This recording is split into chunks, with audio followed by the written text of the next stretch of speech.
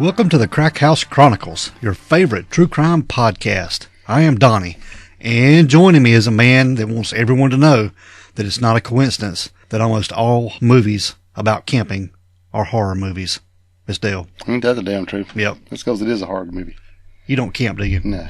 I'm too old for that shit. Yeah. You don't lay on the ground and sleep. No. Not unless you passed out. True. That's been a while. At least I can stumble somewhere. Yep. Yeah. Passed out on the grass, have to hold on to the grass to keep from falling out of the yard. That's right. Yeah. Hold on, baby. What's going on, dude? Same old, you know it. Same old, same old. Ready to rock and roll, baby. Yeah, we're in here recording, doing another episode for you guys. Happy to be here. We are very happy. Yeah. You got anything you want to mention or anybody want to talk about before we get going today? I do like to give a little shout out to a place called America's Fudge Shop up there in America's Fudge Shop? Far City. Whoa. Yeah, I guess it's Far City's Fudge Shop, but Forest City. Yeah, oh my bad. Far City. Yeah. But anyway, it's a really cool little place. Went in there the other day. Me and the family dropped in, and man, they got some good stuff. So if you're local, head up there and grab you some. It's good. Good fudge? Yes. Yeah. Very good. Yeah, they got like 24 flavors. Go up there and buy a block. It's like $5, but if you buy 4, you get 2 free. So you can get like a 6-pack. A 6-pack of fudge? Yeah, and it's good. Man. It's good. Heck yeah. We like fudge. We do. And they got how many flavors? 24. 24 flavors of fudge? Yeah. Huh. Heck yeah. They got like a strawberry cheesecake, and then they got some that's like an orange crush kind of stuff. I thought fudge was just fudge flavored. Well, you're fudging wrong. Tiger swirl, vanilla this, something cheesecake, strawberry cheesecake. I'll have to go check them out. Yeah, it's really good. And it's not like overpowering flavors. It's really good and smooth, and it's just smooth fudge. Pretty good. Heck yeah, I'll have to go check them out. Then you can leave there and go over to that cool arcade place. You know, they got the little arcade museum up there, so it's like kind of right next door to that, kind of sort of. Yeah. Yep. Anyhow, but if you want to go up there to Far City, you can do that, or you can go over to Apple Podcast and click that 5-star button and leave a rate and review, and just please write something in the box. Yeah, go ahead and do that. And that way we won't be talking about fudge shops and stuff. We can be giving you a shout out. Just go do it now. And we'll remind everybody too that they can go on Spotify and they can rate there and they can comment on every episode. They sure can. We Absolutely. appreciate it if they do. If they can recommend us on Facebook, they can do all kinds of. You can just holler at your window and tell your neighbor. Yeah. Tell a friend. Spread the word. Spread the word. We appreciate it so much. Go over and buy you a T-shirt and a wall banner and a hanger and a flag and put it in the front yard. Yeah. Support the Crack House. Support is playful. Yeah, people have bought some shirts, but they not sending us any pictures of them, so please do that. Yeah, all you guys. Anybody who's got any merchandise with our logo on it. Yeah. Any of the 15 logos. Display it, and we'll post it on our socials. Maybe they don't want to. But you can put a bag on your head if you don't want to know. If you want to keep your identity. That's it. Also, let me give you a shout out to happy birthday to Wings, etc. They had a big birthday party last night. I went down, hung out a little bit. Okay, cool. So anyway, all right, now go ahead. All right, dude, we're going to get going on this episode. Let's go. Because we got something a little bit different. Yeah. Well, we got to change gears every now and again. Yeah, we hadn't done anything like this. This is totally different for us. We've done, I guess, a couple sports things, maybe wrestling. We've done some stuff, but this is something. Yeah, we done real sports for him. We got some baseball here. Yeah, this is switching some gears, no doubt. But this is a case I've been wanting to cover for a while, and it's a really unsolved, mysterious kidnapping. Yeah, and I'm going to pick it apart. Yeah, he's going to tear it apart, but we're going to get into it. But this is about Violet Ripken. She is the mother of Cal Ripken Jr., a baseball Hall of Famer. Yeah, Iron Man. Yeah, but just a little bit of background on Violet. She was born Violet Roberta Gross on February 27th, 1938 in Maryland. But Violet had been known by her nickname. People called her Vi. Yeah. V.I. Right. And she grew up there in Aberdeen, Maryland. And Aberdeen is just a small town. It's about 30 miles northeast of Baltimore, Maryland. Right. And there in that hometown, she would meet a guy and fall in love and eventually married him. And his name was Cal Ripken. High school sweetheart story. Yes, it was. And he had a sight on some athletic career he had going on there. Yeah, he wanted to be a major leaguer. Yeah, baseball player. Yes. No doubt. And in 1957, Cal Ripken was signed by his hometown team, the Baltimore Orioles. That's pretty cool. Yeah, and over a 7-year professional career, he would struggle. to make it in the big leagues. Yeah, he had lots of injuries and stuff, kind of kept him sidelined a good bit. Yeah, that'll do it. Yeah. But even though he wasn't playing, he also had a brilliant mind for the game. Yeah, he did. And we'll probably talk about that a little bit too. But even though his playing career ended in 1964, he would eventually settle into a lengthy career, like you said, coaching and managing the team. Right. And while he was doing all this, they were still having a family there, and Violet had given birth to 4 children. Yep. 3 sons and a daughter. The sons were Cal Jr., Billy, Fred, and they had 1 daughter named Ellen. You know what Billy's claim to fame is? The 1989 Fleer baseball card. Very good. Yeah. Yeah, for those people who don't know, if you've ever seen one, there's like 3 different versions of this card. He would always write little notes on the knob of his bat, and when he put it in the barrel, that way he could find it. But this happened today. The one that he had in his hand when they come to take the photos had a... For the baseball card. Yeah, for the baseball card. It had a dirty word on it. Yeah, it did. So it's anyway. Yeah, go check it out. So anyway, there's 3 different versions. It's the FF error, and then there's like one that has a white block over it, and then one that has a black block over it. But there's 3 different versions. But anyway, that's what Billy's claim to fame is. I mean, besides his playing career, I mean, that's everybody knows him in the collection group areas for the FF card. Well, I think Billy, his career in baseball was pretty much mirrored like his dad's. Yeah. Injuries and stuff. And right. Yeah. But the family, they owned a house there in Aberdeen, Maryland, and they would consider this their home. And they quickly got used to their traveling ways of the minor leagues and the Major League Baseball. As Cal Ripken Sr., he was working his way up through the Baltimore Orioles organization, in a variety of positions, including third base coach, bullpen coach, scout, and even the team manager. Right. Pretty cool. It is very cool. And his position changing almost every year or every other year, this required the family to move quite a bit. Yeah, I guess they had to go where the money's at. Exactly. And by the time the 1980s came around, 2 of the couple's boys there, they were becoming major league players. His first Cal Jr. and then Billy is a few years later. Right. Yep. And both were drafted by the same organization that their father Cal had coached for, the Baltimore Orioles. Think he had anything to do with that?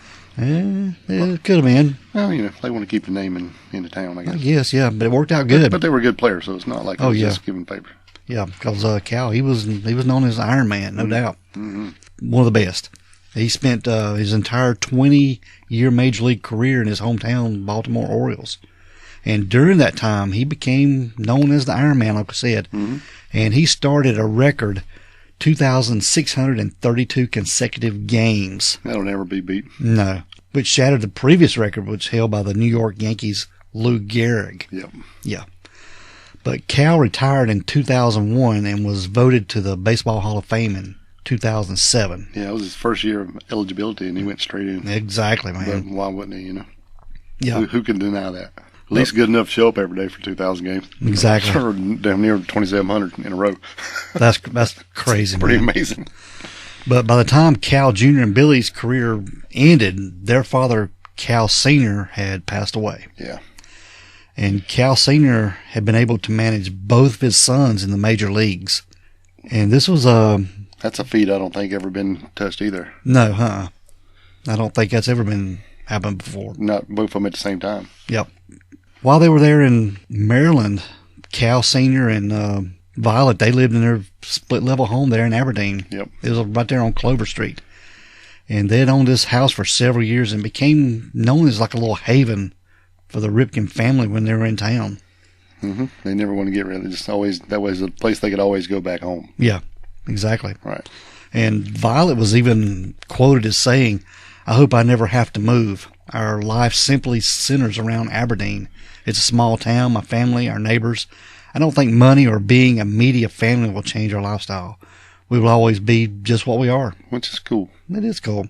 They stayed true to who they were. Yeah. But Violet's husband, Cal, passed away in 1999, and it was due to some complications of lung cancer. Right. This was years of chain smoking, Dale, and it had taken its toll. And she was left widowed in her early 60s. Yep. But she would continue to live at the house that she had shared with her husband, Cal. And all of her 4 children lived there too at one time.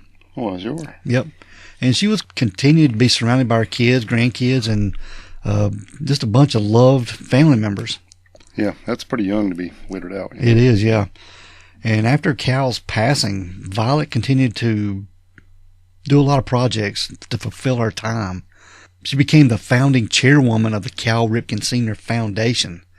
And Dale, this is a non-profit organization that was set up in 2001, which looked to give at-risk youth access to athletic programs. Mm-hmm. And it was designed to build character and camaraderie. Pretty neat. And she had said it was designed with her husband Cal Sr.'s values in mind, and she played a big role in guiding direction for these organizations. And she also dedicated time to other organizations such as the Boys and Girls Club, and I think she helped with Special Olympics too. Yep. Anything to help her. You know, she worked with underprivileged kids. She was all about helping those folks out. Yeah. That was really good. And it took her time up. I mean, she stayed busy, no doubt. It was good. It's a good thing. And another thing Violet was also active in was the local minor league baseball team. She would attend these games pretty regular. Well, you know. Yeah. Her son owned 3 of them. So. Yeah. The Aberdeen Ironbirds. Yeah. Yeah. So she was supporting that too. Well, you know, plus the stadium was the Ripkin Stadium. I guess that's the one closest to where she was there. In Aberdeen. Exactly. Right. It's pretty cool. She's been in baseball her whole life, you know. That's all she'd ever known since she was a teenager. Right. So, good stuff. When she got married, yeah. All right, Dale, we're moving up to July the 24th of 2012. Yeah. And Violet, she was 74 years old at the time. And at that time, she had a daily routine. Well, don't we all pretty much? Well, yeah. But she would begin at around the same time every morning. And it started with her getting up and getting the newspaper from her front porch. And eventually led her to making a trip to her nearby McDonald's. She's done this every morning. And it was a routine that her neighbors, friends, and everybody knew that she had over the years. I mean, she stuck to this routine. And especially the next door neighbors, they knew what she did. Well, sure. Because they nosy. Yeah, they actually lived next to her for 30 years. Yeah. So they knew. Yeah. But it was theorized that this routine might have been noticed by somebody with intentions that were anything but, I guess, pure, I guess. Honorable. Yeah, honorable, or somebody that was wanting some mischief. Well, tell us why. Well, it was like this, it was on this July 24th, 2012. This was a Tuesday. And Violet's morning routine sort of went like it always did. You know, it was a warm summer day there in Aberdeen, Maryland. And Violet was preparing to leave the house to go do a routine. Yeah, she's going to get her some coffee and an egg McMuffin or something. Yeah. And this was sometime between 7 a.m. and 8 a.m. And Violet entered her garage, and she was met by a horrifying sight. There was a strange man standing in her garage, brandishing a weapon. Handgun. Yeah. And he was wearing a ski mask and gloves, and he directed Violet towards her own vehicle, which is a silver 1998 Lincoln Town Car. Now, there, Violet was bound and blindfolded. And the man bound her ankles, wrists with rope, and he originally planned to put duct tape over her eyes and put her in the trunk. And she seemed to plead with him and beg him not to do that. Yeah, they say she kind of was flipping out over a little bit. This is what the tale is anyway. Yeah. That she suffers from claustrophobia, so maybe he just felt bad for her. Maybe he did. And he instead placed the duct tape over her glasses, which mostly, I guess, kept her in the dark, but allowed her to sit in the back seat, and she had a little bit of, I guess, peripheral vision. Yeah, well, she could see a little bit, and she's in the back seat, not in the trunk, so maybe she's just happy and sitting there with tape on her glasses. She's probably mad because she got tape on her glasses. Yeah, well, that, and you got your hands and feet bound. Well, yeah, that's going to suck. All right, now later, this man seemed to realize that she could see. Yeah, a little bit out the sides or something. Yeah. With the duct tape straight over her glasses, you leave, like some holes, I guess. Yeah. So he replaced the duct tape with a mask, some kind of mask, and then it completely blocked her vision. I wonder if he took his off and turned around backwards and put it on her head. That's a very good possibility. I mean, unless he's carrying like handfuls of masks. Yeah, who's carrying I'm telling you, that's a very good I got possibility. lots of questions about that. Yeah. That's a very good possibility, dude. But now Violet was in the back seat of her own car, and she was driven away from her home. And this man didn't seem to tell her where he was going. Nope. Or why he was taking her, or anything. And he seemed to have drove her around for most of the day. Eventually, he put some kind of white shirt or white sheet over the back window of the driver's side. And this was an attempt to, I guess, hide her or something so people couldn't see in the car. Right. You know, he probably pulled that out of his mask pocket. In his mask pocket, he had a sheet or something in there too. Pull it out and put it. Now, Violet's abductor seemed to make multiple stops for gas and food, Dale, and seemed not to be overly malicious or harmful toward her. I guess not. And he kept reassuring her that he wasn't going to hurt her, and even shared some cigarettes and fast food with her. Right. And it seemed like he didn't even know who she was, making no mention of her baseball-playing husband or son. Right. In fact, he seemed oblivious to the fact entirely and just kept driving around the Baltimore area. It's kind of weird, ain't it? Yeah. It's like, what the hell's the point here? But for more than 12 hours, no one was even aware that Violet had been abducted. Well, of course not. Because she lived She's alone. by herself. Yeah. And everybody, all the neighbors are probably going, man, she's been a long time at McDonald's today. Yeah. And it was roughly around 8:30 p.m. when she was reported missing. So what happened there? Because it was around 8:30 p.m., there was a couple that lived near White Marsh, Maryland. And they encountered a strange man that was pulled off the side of the road. And this was on some property that they had owned. Right. Near the intersection of... The couple owned, right? Yeah, the couple had owned. Okay. And this was at the intersection of Ebenezer Road and Pulaski Highway. And this was about 20 miles from Violet's house. And after the couple witnessed this strange sight, they decided to write down the license plate number. Well, smart. Yeah. And they even called police and filled them in on what was going on. Right. And it was around 8:35 p.m. the Baltimore County Police contacted officials with the Harford County Sheriff's Department, who held jurisdiction over Violet's home there in Aberdeen. And they were told that an elderly woman with silver hair appeared to have been taken captive by a man wearing gloves, and were provided information given by the 911 caller. Right. Well, when they pulled up, they were like checking it out, and they're going, what the hell's going on here? This is weird. Yeah. And the guy was out of the car, and he had on gloves. In the middle of summer. In the middle of summer, which was weird. Mm-hmm. And then they could see the woman in the car, but they apparently still had the thing up too, the white thing or whatever. Yeah. And they're like, what are you doing here? Because they're on their property. And he goes, well, that's my mom, and she's got Alzheimer's. That's just weird. So that means you got on gloves and got her in the back seat. And yeah, what the hell? Yeah. I don't know. There's a lot of sketchiness going on here. But anyway, right after that, the guy jumps in the car and takes off leaving. Now, why the woman don't holler, I don't know. Yeah, he left pretty quick, too. Yeah. PDQ. Yeah, but the Aberdeen police were dispatched to Violet's home. It was along Clover Street there, and it became clear that Violet or her vehicle weren't home. Now, it was just a little past 9 p.m., and she was definitely supposed to be at home because I guess the neighbors knew that she turned in early. That's funny. What's that now? That the neighbors knew. Yeah, the neighbors knew.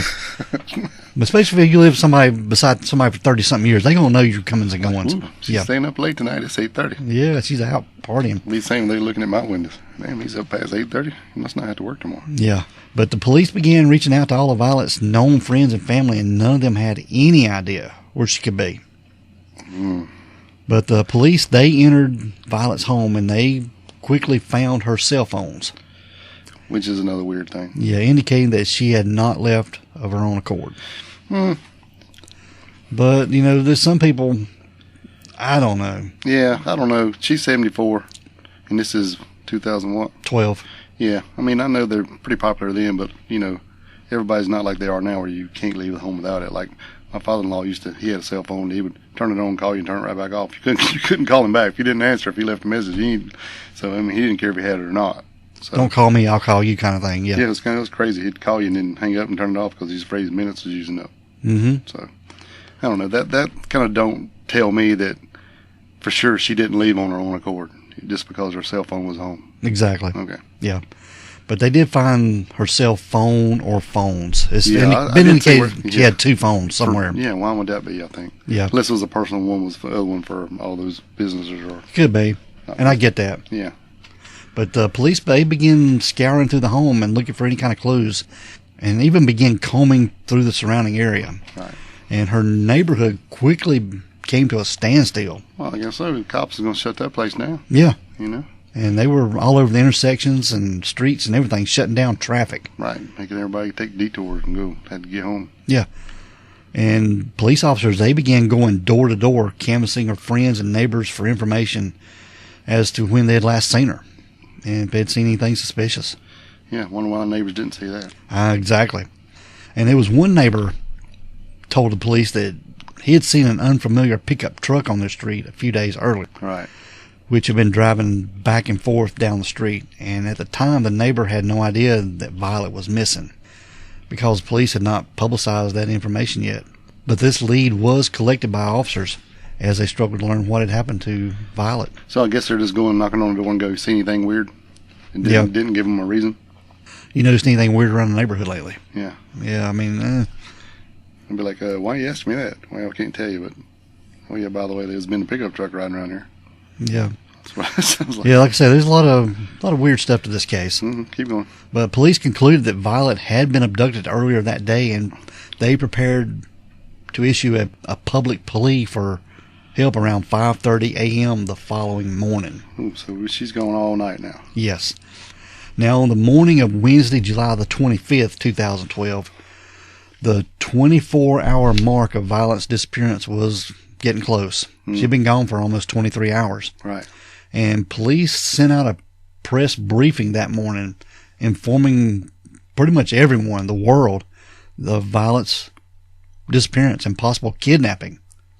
And it hoped that this release of this information would help to lead her safe return. And it was about 45 minutes after this press briefing was released. This was about 6:15 a.m. A 28-year-old neighbor of Violet's, his name was Eric Snyder. He was coming home from an overnight shift. He worked in a warehouse. Mm-hmm. And he was driving through the neighborhood there on Clover Street. And he was forced to turn around due to the barricade. The police presence there. Yeah. And they were looking for clues into Violet's disappearance. And Eric had to turn around to go a roundabout way to get home. Take the long way home. Yeah. And it was moments later, Eric came upon a weird sight. He saw a silver sedan parked not too far away with an elderly woman sitting in the back seat. Mm-hmm. And what was really weird is she was waving what it looked like a sweatshirt out an open window while trying to honk the car horn. While sitting in the back seat with her hands bound. Yeah.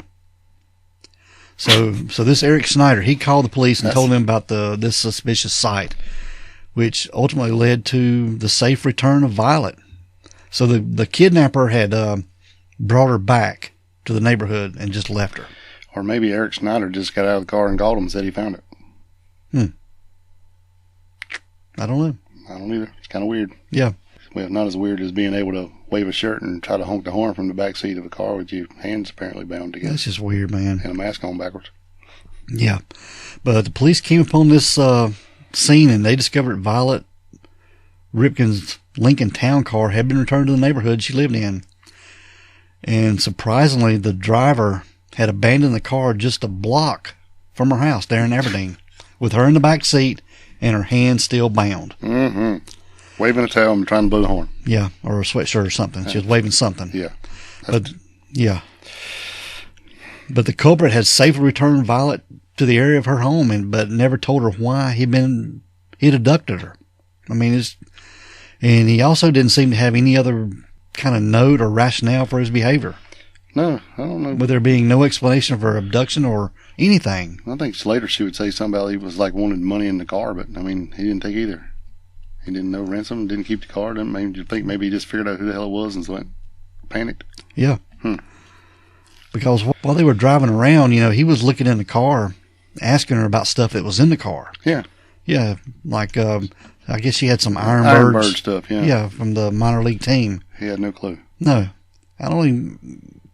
I don't know if he knew who she was. I don't even know if he was there. You don't know? I swear I don't. Because just wait, I got lots of questions. I'm going to go back through that when we get done. But there was a man, his name was Mike Hudson, and he lived across the street from Violet, and he told reporters later that day, it's just hard to believe the guy came all the way back to the street and dropped her off. That makes me believe that this guy was local, very local, which makes me think he's local too, if it was the abductor. I don't know. But police, they began trying to piece all this together, and with specific details of the crime. You know, they make a big deal out of him bringing her and dropping her off, right, or just leaving her. Yeah. Well, they don't ever say nothing about the deal that, how the hell did he get in her garage to begin with? I mean, he don't just materialize. Here I am. He had to get there somewhere. Unless she raised the door and he walked in. I mean, did he walk in? Where'd he walk from? Did somebody drop him off? I mean, that's what I'm saying. Yeah. He's there and takes her car because they don't have one. Otherwise, he's to be in the driveway, in the street, or down the road or something. Because you know these nosy neighbors, they're going to see somebody walking down the street. Yeah. Okay. Told you I was going to wait, but I couldn't wait for that one. Oh, I know. I get what you're saying. Yeah, because the whole time they make a big deal about this, and he might be local. Hell, he might be. He might have just walked from the house next door. Because, I don't know, all of a sudden she walks out and he's in the garage. I mean, we don't know if this garage had a door on it or whatever. It could have just been open, whatever. But he was in there, but how'd he get there? That was my question. I agree. Okay. But the police, they began trying to put all this together in the specific details of this crime, but were shocked to learn that Violet's abductor had returned her, completely unharmed. In fact, other than being just bound and blindfolded, the kidnapper seemed to have actually treated her pretty well. Yeah. Fast food and cigarettes, baby. Yeah. There's a guy named Gus Kowalski. He was a neighbor of Violet's, and I think Violet had confided in him later on, and he had spoke to the media about the ordeal. She had told him that he lit cigarettes for her, stopped for food. He said, I'm not going to hurt you. I'm going to take you back. And that's what he did. He just wanted money in the car. Right. Yeah. If that was the point, why didn't you just take the damn car to begin with? I mean, he could have put the gun to her head and said, give me your credit cards and your car and I'm out of here. Yeah. Instead of doing this 12-hour joyride, 24-hour joyride to smoke cigarettes and eat fast food. I guess she was just bathrooming in the back seat. I mean, it didn't say anything. I mean, who can hold their bladder for 24 hours? Yeah. Weird. Yeah. But the Ripken family would release a statement later that evening thanking the police and stating their gratefulness that Violet had been returned home and safe and sound. Well, yeah, I'm sure. Yeah. They'd be freaking out. Now, on July the 25th, on the afternoon of July the 25th, this was just hours after Violet had returned home, the Aberdeen Police Department held a brief press conference. And Dale, we've got this press conference right here. Okay. The Aberdeen Police Department received a call from the Baltimore County Police Department last night at about 8:30 p.m., at which time County Police had received a call about a suspicious vehicle in the Ebenezer Road area of the county, and the information that was obtained at that time led to the investigation of Miss Ripken's disappearance. At about 6:15 this morning, Mrs. Ripken was located unharmed in her vehicle in close proximity to her residence. At that time, she was assessed by local paramedics from the Aberdeen Fire Department, where she was not found to be injured, and at this time she is resting with her family. Between 7 and 8 a.m. Tuesday morning, we believe a male subject approached Miss Ripken at her residence, produced a handgun, and forced Miss Ripken into her vehicle, at which time he fled the area. After he fled the area, we believe that he drove throughout central Maryland, and at this time we are not sure what locations he was at, what time he was driving in what counties, and that is still under investigation at this time. Police are still looking for a white male, late 30s to early 40s, with a tall, thin build. He was last seen wearing a light colored shirt, camo pants, and eyeglasses. We believe the male is still armed with the handgun and should be considered dangerous. This investigation was handled by the Aberdeen Police Department with assistance from the FBI, the Harford County Sheriff's Office, the Maryland State Police, and the Baltimore County Police. We all worked together and collaborated in this investigation. That is the facts that most know already, so if you have any questions, I'll be glad to answer. What's the suspect's motive? What's the motive? The entire time? Was she in the car the entire time? She was missing for about 24 hours or so, or unaccounted for. And can you describe what state, when you did find her, was she tied up? Was she gagged? What can you tell us? What I can tell you right now, that if her state, of course, she was upset when we found her. How we found her and what she was wearing and whether she was bound at the time that we put her out of the car, we are not releasing it this time. The investigators are still talking to her and witnesses to determine exactly what happened and where it happened. Was her credit card used, ATM card? What was the motive? Motive is unknown at this time. Like I said, investigators are still out there. This case is still brand new. We are really beginning the investigation. We have several investigators from several agencies out there talking to as many witnesses as we can. Since we've put the information out, we've gotten several calls from throughout the area, and each one of these calls are being interviewed. Each one of these callers are being interviewed, and their information is being investigated. Mrs. Ripken doesn't believe this guy knew who she was. She's saying that he didn't recognize the Ironburg stuff. Is there anything? Do you think this was a Ripken kidnapping, or is this just some random crime? What do you think at this point? Right now, we can't speak of what the motive is. Like I said, we are still looking at this investigation. We are looking at every witness, every clue. For us to say or speculate on a motive would be unfair and it just wouldn't be true.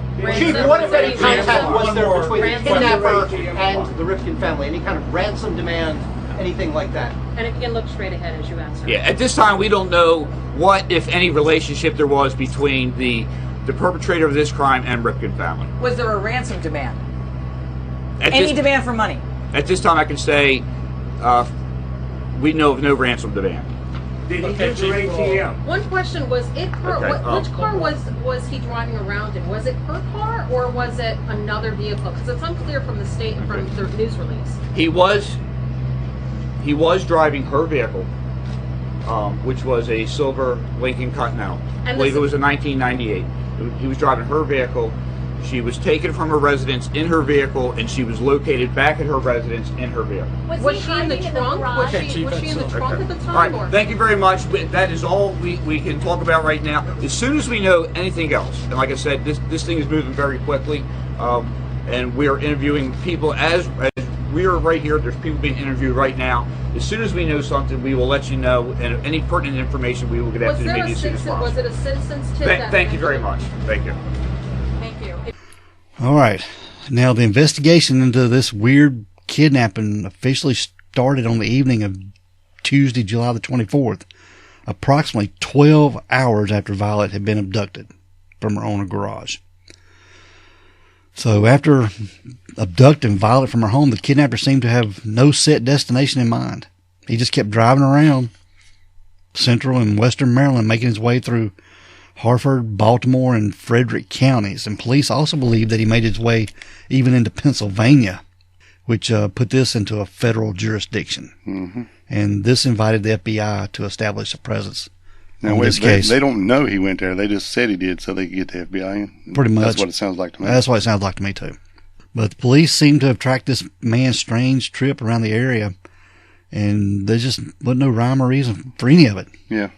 He must not need money too bad. He had enough to put gas in the car, drive around for 24 hours, and get plenty of food. Unless he was using her. Well, he might have been using her car. He could have. Yeah, that's true. Finally, something that makes sense. But it was also unknown how this kidnapper managed to drive Violet's car back into her neighborhood, which was under this supposed lockdown. This lockdown, yeah. And there was an increased police presence through the entire neighborhood, and the sudden reappearance of her vehicle indicated that he was either a local who, sort of lived nearby or incredibly familiar with the area. To me, it kind of makes the cops look bad. I mean, they didn't even find it. Some other guy found it right down the road and called him. I don't guess they were expecting the car to show up there. Well, why were they just sitting around with giant police presence? And locking the streets down. Yeah, knocking on doors. I mean, look in the driveway. The car ain't there, so you know they ain't there. I don't know. This whole damn thing's weird. But based on information by the investigators, it wasn't believed that Violet knew her abductor, nor he knew her. He seemed to have no idea who she was during all these travels. But, like we said, he seemed to ask her questions about the items in her car. Right. And it almost seems to me that maybe he, during all this, if this happened, he found out who she was, that she was from a prominent family, the Ripken family, and said, I need to take her back and just walk away from this. He must have got scared, or either that, or he was too dumb to figure out how to get money out, because these people are loaded. Yeah. I mean, money, and then, but, I mean, if he didn't know who she was, how does he think she's going to get money out of her anyway? Because this is 2012, right? Mm-hmm, it is. And it's a 1998 something Lincoln car, so it's, unless the house is a lot nicer than I'm thinking, and I'm thinking it's not real extravagant because it's the one that her and Cal Sr. had, come up in. Yeah. So, I don't know. It just doesn't make sense to me. No. And then when he realized, if he did realize who it was, then that would be even more reason to try to get money out of him. If that's what that was the motive. Which seems to be the big question, what the hell the motive was, because nobody seems to know. Yeah, because this type of abduction and bringing her back, this was completely off kilter for them. They wasn't expecting this at all, dude. No. Mm-mm. They just had a roadblock up a road here, while the guy went all the way around the neighborhood and parked the car right behind them. Yeah, this stuff don't happen. No, this is like police squad. Yeah. And they said there was no kind of ransom or anything. No ransom demand or... Yeah. I tell you, if this was a younger lady, I would think it'd be like that, Sherry, what was her name, Panini? Papini. Yeah. Yeah. Something like that, which I'm definitely not saying this is what this was, but if it was a younger lady or something, it might be, because it's just strange. Yeah. The whole damn thing's strange. Yeah, Violet's what, 72? 74, I think. 74. Yeah, so, this is just very weird.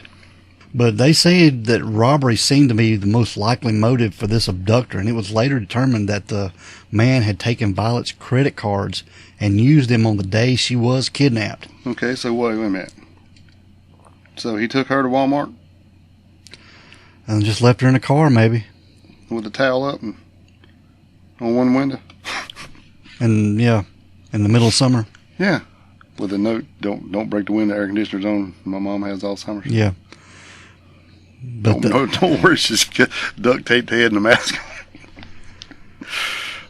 There's a lot of... I'm sorry, go ahead. I'm killing you here, I know it. But I'm going to tell you this too, dude. This case hadn't been covered much. You don't hear much about this. I wonder why. Yeah, this is exactly why. There's something fishy going on with this. Yeah. I mean, I'm not a big conspiracy person, but it's just weird. Yeah. And we'll get some more weird stuff here in a minute. But they would never announce what this abductor had bought with the credit cards of Violet's, believing that information should remain confidential, I guess. And I get, false information or false confessions. Yeah, we don't want to give it away. Yeah. Yeah.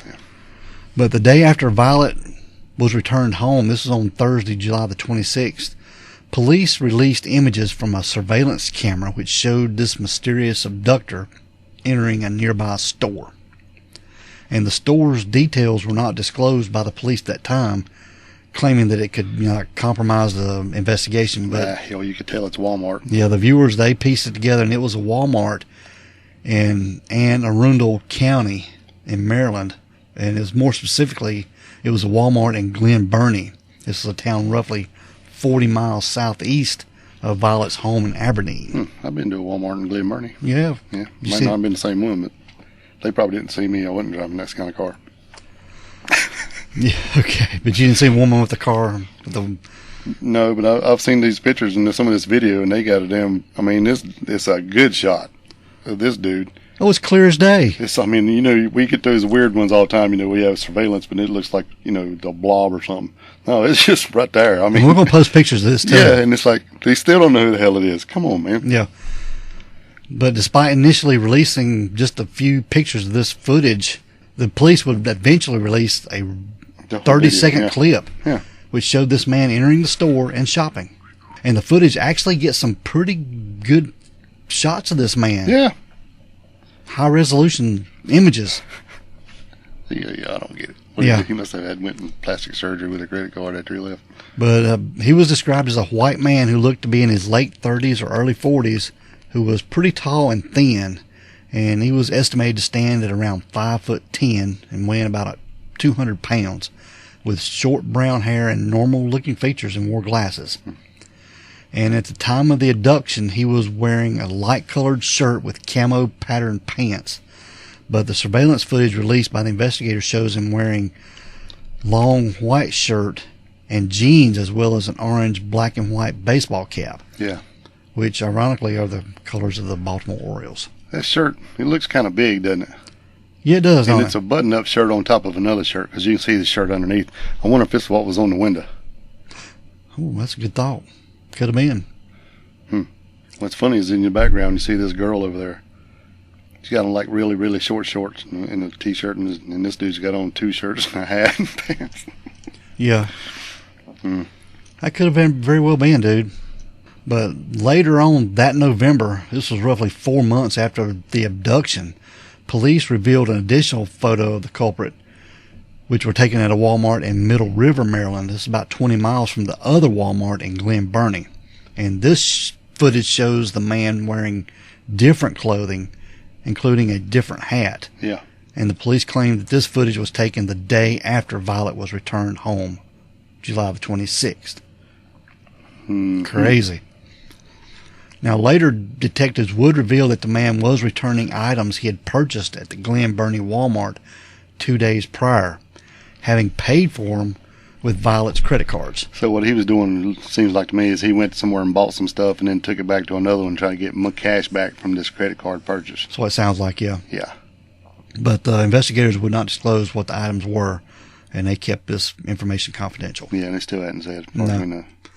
Now, at the time of these photos were released, this is in November of 2012, police also revealed images of a green Dodge minivan from the Walmart parking lot, which had several bumper stickers on the back and side windows. But the police did not state that the abductor had been driving the minivan, but the driver of it might know some about the culprit. Investigators wanted to speak to him. Right.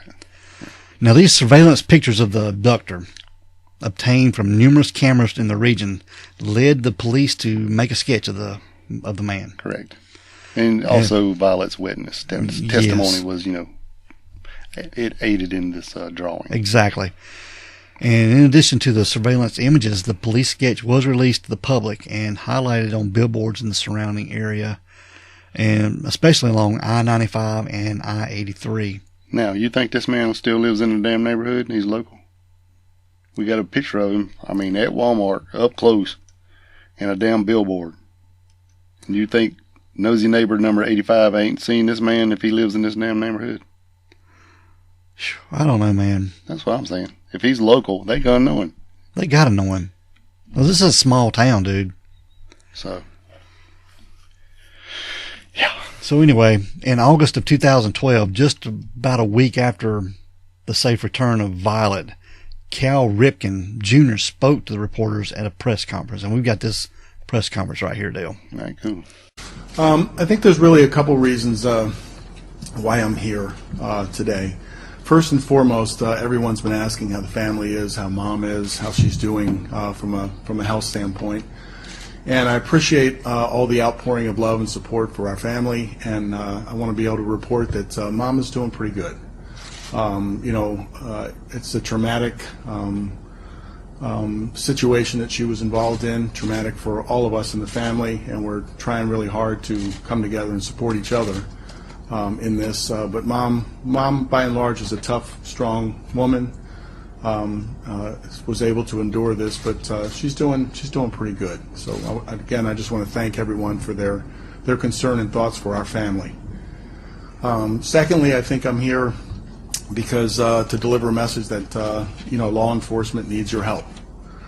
The investigation is moving along. If you know anything about the case, if you know anything about the identity of the person in the photos, the sketch, I would encourage all of you to call in and report what you know. It was very emotional. I think that we were all thinking the worst possible things during the course of time when we were looking for her. and not knowing what the reason was, and we still don't know really the motivation for it. But having her back, I think, was overly emotional. We were very excited, and I think we all let our emotions show just from the severity of what had happened. Well, I mean, I too will say it's bizarre. I don't have any experience to say why it's bizarre. Mom was taken at gunpoint from her own house. She was tied up and she was driven around. And for what we know right now, from what I know, we don't know why. And so that's it's bizarre on many levels, and it's unsettling on many levels. But it's strange to say the least. Having to do this? No, this is very uncomfortable. No doubt about it. I mean, the set of circumstances that has me before you doesn't feel good. I think it's the right thing in the end, you know, to assist law enforcement in their job. But I think the reason I decided to do it mainly was to help deliver a message that mom's doing pretty good. Because everywhere I go, people ask me about my mom. And she had a chance to be known, maybe not as much as Billy, myself, or even Dad, but she's the rock of the family. And also, Dale, in November of that year, Cal Ripken Jr. spoke again about the abduction and the effect it was having on his mom. Well, I'm sure it affected his mom and it affected all of them. Yeah. I mean, you know. How could it not? And I'm sure they had to. Unless it didn't happen. I guess they had to work with her how to be more safe and like we say, be aware of your surroundings. Well, she's always also a tough woman. She said she wasn't going to go home and hide. Just wouldn't be much fun for her. No. I get it. Yeah. Yeah, she had spoke to the press in the following year, and she just said, you know, she wasn't going to hide away for the rest of her life. All right, now, Dale, police continued their investigation, hoping to find some kind of closure for the Ripken family. Yeah, trying to find something. Yeah, and they received a tip from a local inmate. His name was Michael Molitor, who had pointed them towards some kind of potential suspect. And it came to light in April of 2013 that this tip wasn't credible. And it was due to evidence going against Molitor's name, person of interest, who was later revealed to be a former acquaintance of his. Yeah. It was also believed that Molitor only forwarded the name to police in an effort to get himself bailed out of jail. Just trying to get some help. Yeah. False information. And it came to light that he had a history of giving false info to the police. There you go. Having once done that a few years earlier in 2010. Right. Oh, yeah, and to back up just a little bit, when she was missing and they first figured out she was missing, and they made that press conference that morning, they announced that they had this huge reward for anything they could find out about her. Yeah. They were offering $2,000. $2,000. Now, this man, yeah. You know, this family's loaded. Sorry. I mean, they are, but, I mean, because Cal, not saying he didn't earn it, whatever. But he had lots of money from playing ball, and plus he had lots of stuff after ball, and he was like getting like $30 million a year and all that stuff. So they had tons of money. So it's another thing that kind of bugs me. This family that's got all this money, and your mama's missing, and I make $30 million a year just on my businesses, not counting all this other stuff. So I'm gonna offer you $2,000 if you tell me where mama's at. Yeah, that to me that is just $2,000. That's nothing. Nothing. You know who's gonna rat out somebody for $2,000? Nobody. And this one gets me too. It was just a few weeks after the 1-year anniversary. Cal Ripken Jr. announced that he was increasing the reward from $2,000 to $100,000 over a year later. Yeah. What? Yeah. Come on, man. So I guess 2 ain't enough. What should we go to? Let's try 100. Well, why can't you just do the 100 in the first place? Why couldn't they have done that from the get-go? Right. I mean, if you got, millions and millions of dollars, $100,000 is a lot of damn money. When's $2,000 is a lot of money. But if you got millions, $2,000 ain't nothing. So, $100,000 ain't nothing. So, and $100,000 is a lot to normal everyday folks like myself. Oh, yeah. So, if you loaded, why not come in swinging hard, you know? Swing for the fence, Cal. Do what you got to do at the time to get some closure on. You could have offered $1 million to bring mama home. Yeah. And what's that to you? Nothing. Nothing. But see, that's another thing that kind of weirded me out about this. So wow, $2,000 is. That's just telling me she's worth $2,000. Yeah, exactly. Mm-hmm. Good point. But unfortunately, Violet Ripken's 2012 abduction wasn't the only frightening incident she would have, Dale. No, it's kind of weird now. Yeah, it was a little over a year after her kidnapping. This was in October of 2013. Once she finally started to get back into her routine again, she was going back out. She was leaving the NBRS bank in downtown Aberdeen. And as she left the bank and began walking back to her car, a man with a handgun confronted her in the parking lot. Again, yeah. Well, you know. And he had her at gunpoint and was demanding her car. But by this time, Violet was 76 years old. And, yeah, almost. And she reacted pretty quick. And she pressed the panic button on her car keys. And the lights started flashing and her car horn blasting. And, yeah. And, so he ran away or what? Yeah. Yeah. So that's pretty smart. Yeah. I ain't saying that work every time, but that's pretty quick thinking. Yeah. And the gunman fled from the scene and was located by the police about 2 hours later. And he was identified as 33-year-old Jesse Bowen, who lived nearby. He was later charged with attempted armed robbery, attempted armed carjacking, assault, and some other offenses. So I wonder how they found him. I don't know. He never said, have he? No, they ain't heard how they found him. She's seen him for 3 seconds, mashed the button, he ran away, and they found him. And she was in a car with a guy for 24 hours and can't find him. Yeah, who took her back home. Yeah. But the police didn't believe these two separate instances were related, with Bowen not matching any of the descriptions of Violet's kidnapper from 2012. Matching description. All you got to do is look at the damn picture. Yeah. They said he looked a little bit, quite a bit different. He was several inches shorter and weighed about 50 pounds less. Well, there you go. You don't say nothing about matching her description. Just look at the damn picture. Exactly. I mean, you got one. But the man from the 2012 abduction is still wanted by law enforcement. To this day. Yeah. If caught, he could face a 30-year prison sentence. Yeah, the max, baby. Yeah, there's no statute of limitations. Yeah, it don't run out on this. Nope. This is a federal crime, dude. I know kidnapping and weapons charges. You know, it's not taken lightly. They're gonna hammer you right there on that. Yeah, and this case remained talk of the town there in Aberdeen for quite a long time. What are your thoughts on this, dude? Oh man, I don't want to hammer this thing to pieces. Go back to the garage. How the hell did he get in the garage? That was my first question. The only thing I can think of is if he come in the garage and she was opening it and hanging out there somewhere. Okay, how did he get there? Exactly. To the house. You know. I mean, did he walk there? Somebody drop him out? Did he drive his car and park it down the road?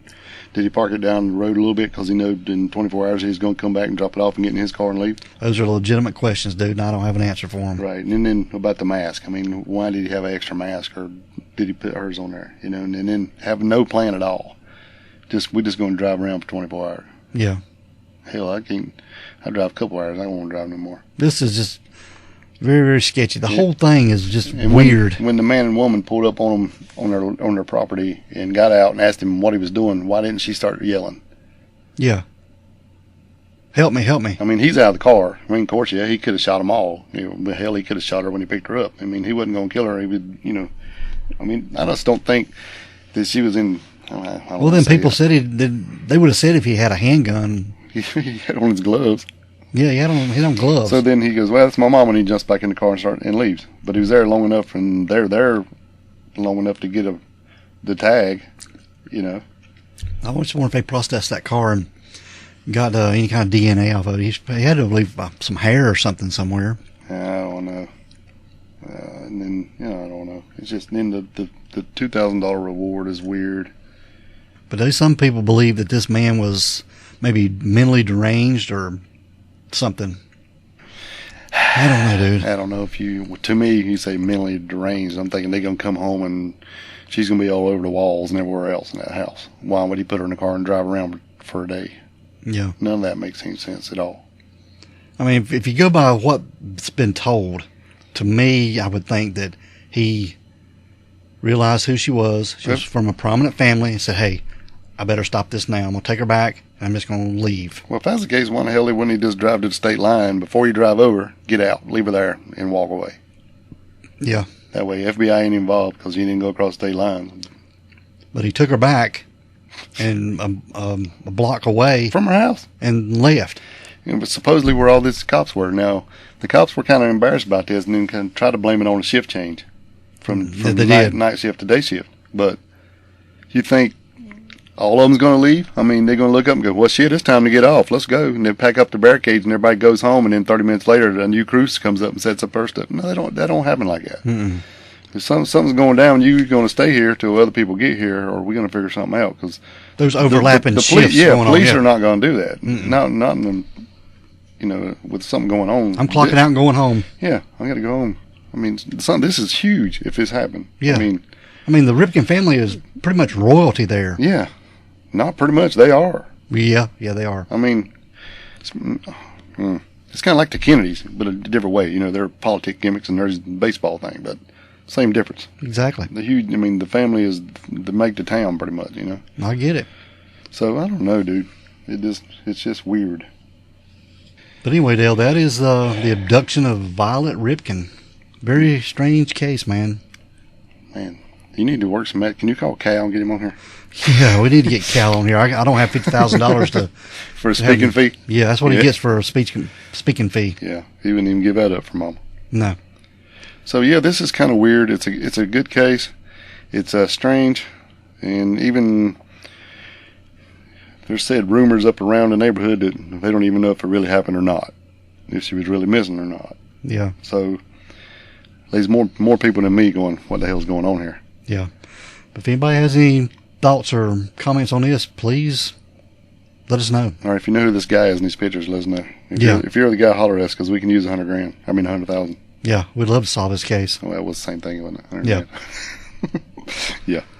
Anyway. All right, dude, we're going to get out of here. Okay, let's roll, Bill. We want everyone to be safe. Just please be careful and always be aware of your surroundings. Because the next episode could be about you. This is the Crack House Chronicles.